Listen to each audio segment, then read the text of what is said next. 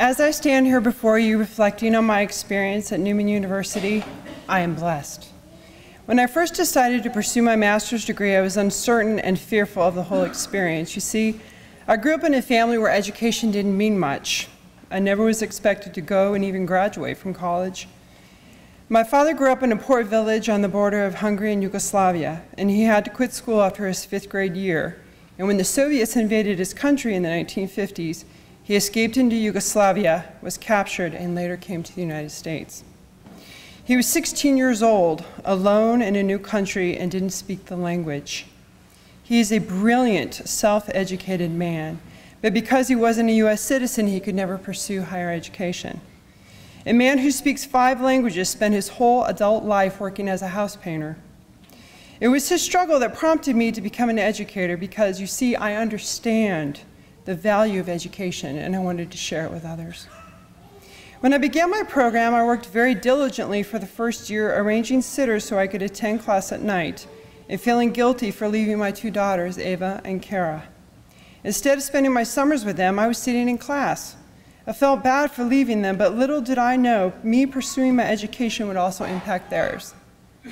I thought to myself, what are you doing, Amy? I wanted to give up, to walk away from my dream, but then I thought of my father and the blessing that was given to me. I will never forget sitting in Dr. Glidden's office and telling him how difficult it was for me, and I just didn't think I could continue.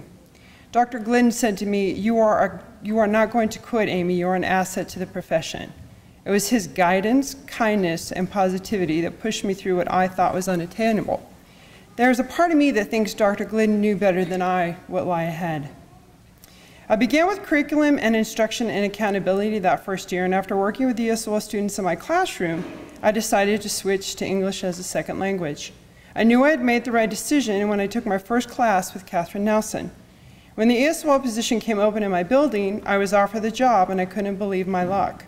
I later found out it was through Catherine's recommendation that I was offered the position. I've sometimes felt like a spectator in my life, watching the signs, seeing the roadblocks, and learning lessons along the way. I see clearly my lesson at Newman University. I acknowledge the people who have helped me and feel a sense of gratitude for the whole experience. I also see how my education has impacted my children. They are both enrolled in international baccalaureate programs, and their studies are very important to them. Lastly, I would like to thank the Holy Spirit for giving me the strength and leading me to Newman University, and through him, all things are possible. Thank you.